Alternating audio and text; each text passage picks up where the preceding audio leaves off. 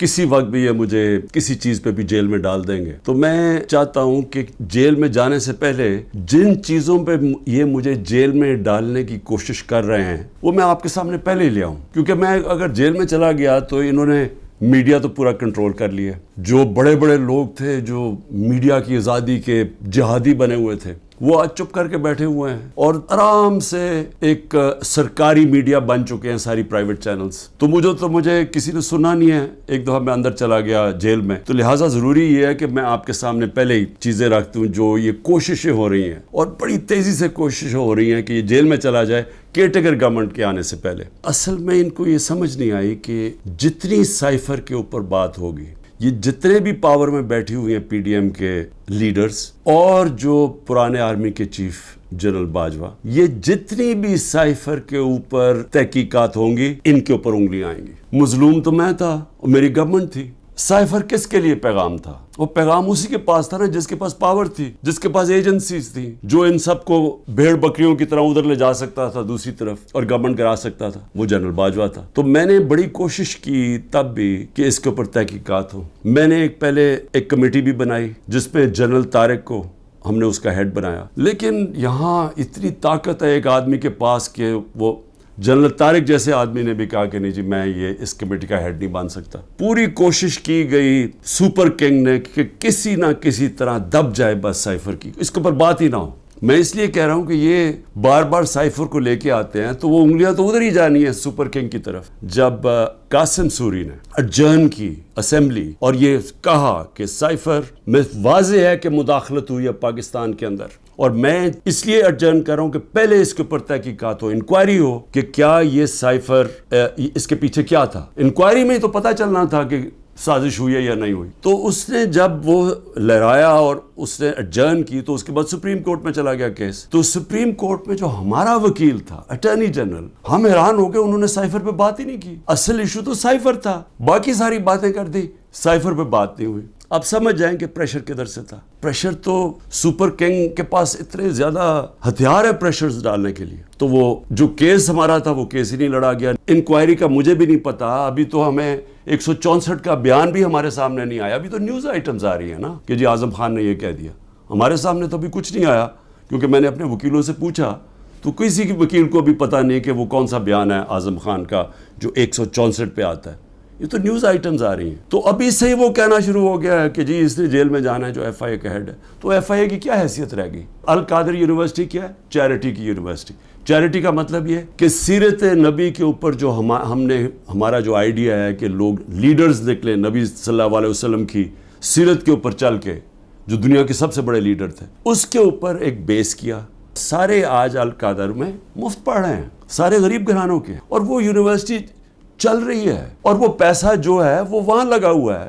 اس میں عمران خان کا کیا ذاتی فائدہ ہے؟ اس میں مجھے یہ سمجھا دیں کہ مجھے کدھر سے فائنینشیل بینیفٹ ہوا ہے. یعنی اگر پوچھنا ہے فائنینشیل بینیفٹ تو دیکھیں کہ ملک ریاض نے بلاول ہاؤس بنایا یہاں لاہور کے اندر، ذرا دیکھیں کتنے اربوں روپے کا بنا ہے. وہ دیکھ لیں کہ جو لنڈن کے اندر جو ملک ریاض کا 190 ملین پاؤنڈ آیا جو آج سپریم کورٹ میں پڑا ہوا ہے، تو اس میں سے 50 ملین پاؤنڈ انہوں نے گھر خریدا ہے لنڈن میں حسن شریف سے، نواز شریف کے بیٹے سے. یہ پوچھیں کہ 18 ارب روپیہ، کم از کم 17-18 ارب روپیہ ہے. 18 ارب روپے کا نواز شریف کے بیٹے کے پاس پیسہ کدھر سے آئے؟ پیسہ بھی یہاں پڑا ہے. اگر وہ کہتے ہیں غلط مد میں آ گیا وہ گورنمنٹ آف پاکستان میں، بھئی آپ پیسہ پڑا ہوا ہے سپریم کورٹ میں، آپ انہیں کہیں کہ وہاں ادھر ٹرانسفر کر دیں، لیکن ثابت کرنا پڑے گا کہ کیا یہ پیسہ منی لانڈرنگ کا تھا یا نہیں.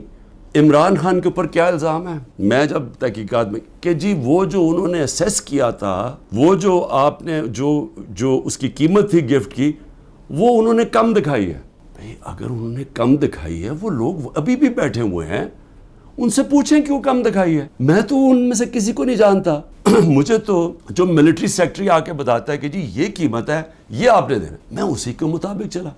جو بھی ہے میرا سارا کچھ ڈکلیئرڈ ہے، سارا کچھ ایف بی آر کے پاس ریکارڈ ہے. ساروں کے اوپر جو بھی میں نے اگر کسی کو بیچا اس کے اوپر ٹیکس دیا ہوا ہے وہ ریکارڈ ہے. سب کچھ ان کے پاس پڑا ہے. کیس ہے کیا؟ وہ کیس ٹرائل پہ چل رہا ہے, جج صاحب بڑی تیزی میں ٹرائل چلا رہے ہیں, سب جوڈس ہے, میں اس کے اوپر بات نہیں کروں گا, لیکن میں یہ ضرور چاہوں گا کہ ایک فیئر ٹرائل میں رہے, موقع ملے موقف رکھنے کا, اور میں یہ ثابت کروں گا کہ اس میں کوئی چیز بھی میں نے غیر قانونی نہیں کی. نائب چیئرمین کو بھی میں ذرا سوچ رہا ہوں کہ ان کا ضمیر شاید جاگ جائے اس چیز پہ. نواز شریف مرسیڈیز سب سے مہنگی گاڑی ہوتی ہے, بی ایم ڈبلیو اور مرسیڈیز مہنگی ترین گاڑی ہیں, وہ گاڑی خریدتا ہے جو کہ اس کو اجازت ہی نہیں ہوتی. 6,36,000 روپے میں سب سے مہنگی گاڑی مرسیڈیز 6,36,000 پہ لیتا ہے. پہلے تو کیا اس کی قیمت دیکھی, کوئی مرسیڈیز اتنی سستی آتی ہے, یعنی اس کی قیمت دیکھیں 42 لاکھ, کوئی مرسیڈیز پاکستان میں 42 لاکھ کی آتی ہے, تو اس نے صرف 6,36,000 دیا اس کا. تو پہلے تو چوری تھی کیونکہ آپ گاڑی نہیں نکال سکتے.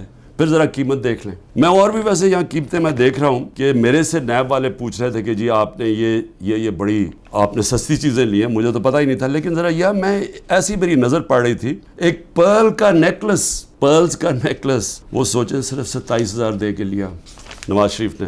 پھر میں رولیکس گولڈ بریسلٹ اور رولیکس 1,10,000 روپے پہ لے کے لیا. ون رسٹ واچ, کارٹیئر کی رسٹ واچ, چھوٹی بھی نہیں, اور وتھ ڈائمنڈز, ہیرے لگے ہوئے اس کے اوپر, وہ جی بڑی مہنگی انہوں نے خریدی 40,000 روپے میں. تو کیا نیب کو یہ نہیں نظر آیا کہ نواز شریف نے چوری بھی کی, ایک گاڑی بھی, اور قیمتیں انہوں نے نہیں دیکھی. زرداری صاحب دیکھ لیں, 3 گاڑیاں نکالی انہوں نے توشہ خانہ سے, 2 BMW, سب سے جو اس وقت کی مہنگی ترین بی ایم ڈبلیو کی بھی قسمیں ہوتی ہیں 760U, اور بلٹ پروف, یعنی بلٹ پروف کی قیمت آپ سوچ لیں کہ اس کی قیمت کتنی تھی, 10 کروڑ روپے کی. تو وہ انہوں نے ایک بی ایم ڈبلیو وہ نکالی, پھر ایک دوسرا ماڈل وہ بھی سیکیورٹی والی, 2 BMW, اور پھر ایک ٹویوٹا لیکسس, یہ بھی بلٹ پروف.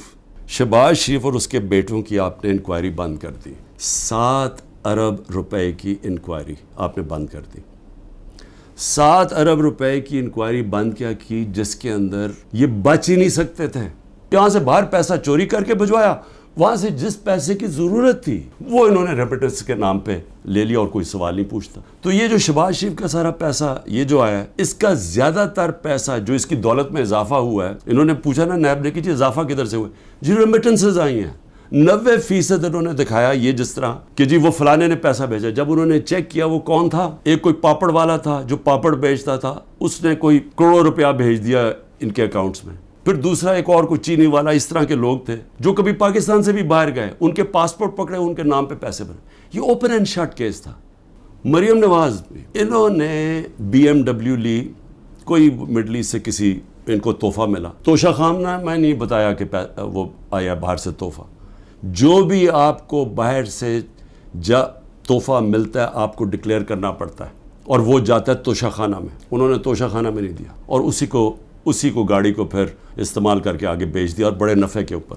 مریم اور اس کے بھائی حسین کے بیچ میں ایک کانٹریکٹ سائن دکھاتے ہیں کہ جی ٹرانسفر ہوا ہے فلیٹ 2006 میں, وہ جس میں وہ سائن کیا, جو فونٹ تھی جس میں وہ ٹائپ آؤٹ ہوا, وہ ابھی آئی نہیں تھی فونٹ, وہ اگلے سال آئی. سیدھا عدالت میں جھوٹ بولا گیا, فراڈلنٹ کانٹریکٹ دکھایا گیا. ابھی تک وہ یہ نہیں بتا سکے کہ یہ 4 مہنگے ترین لنڈن میں محلات جنہیں کہ ان کا پیسہ آیا کدھر سے, ابھی تک کچھ نہیں. لیکن جج صاحب نے پوچھا نیب سے کہ جی بتائیں, وہ تو کہتے ہیں ہمارے فلیٹس ہیں, آپ ثابت کر سکتے ہیں؟ نیب نے کہا نہیں جی ہم نہیں ثابت کر سکتے. چلو جی کیس ختم. زرداری صاحب تو پہلے مشرف نے جب ان کو معاف کیا ان کی کرپشن, تو اس کے اندر سب سے پہلے تھا جو سرے محل, جس کا بڑا شور مچا. سرے محل کے اندر آپ سب جانتے ہیں کہ انہوں نے ایک بہت بڑا ایک ریل اسٹیٹ لے لی, کتنی ایکڑز کی, انگلینڈ کے اندر سرے میں. وہ اینڈ میں جا کے پاکستان نے وہاں کیس کیا, کیس میں ثابت ہو گیا کہ یہ دکھائی نہیں سکتے تھے ان کے پاس پیسہ ہے. تو جب وہ ثابت ہو گیا کہ ان کے پاس تھا نہیں, وہ بک گئی, اور وہ پیسہ پاکستان آنا تھا. تب تک NRO مل گیا, وہ بھی ہضم ہو گیا. $60 ملین پڑے ہوئے تھے سوئٹزرلینڈ میں, وہاں کیس کیا, وہ آنے والا تھا پاکستان NRO میں, وہ بھی 17 ارب روپیہ وہ بھی ہضم ہو گیا. جن لوگوں کو گولیاں ماری, سیدھی لوگوں کو گولیاں ماری, 69 لوگوں کو, پروٹیسٹرز کو, انہی کے اوپر کیس کر دیے. ضلع شاہ کے گھر پہنچ گئے. جب اس کو قتل کیا گیا تو پولیس کسٹڈی میں اس کو قتل کیا گیا, میرے اوپر 302 قتل کا پرچہ کر دیا.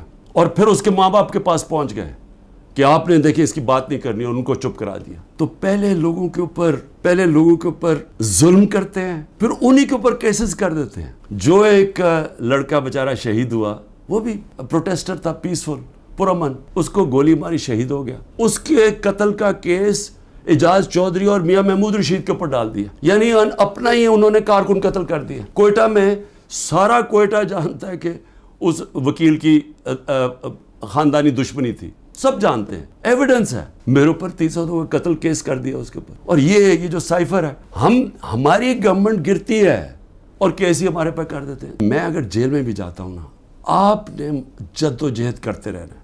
اور میں ہمیشہ 27 سال سے کہتا ہوں پرامن جد و جہد. لیکن یہ آپ کے لیے اتنا ضروری ہے کیونکہ یہ جو ساری سٹرگل کر رہا ہوں اپنی ذات کے لیے نہیں کر رہا.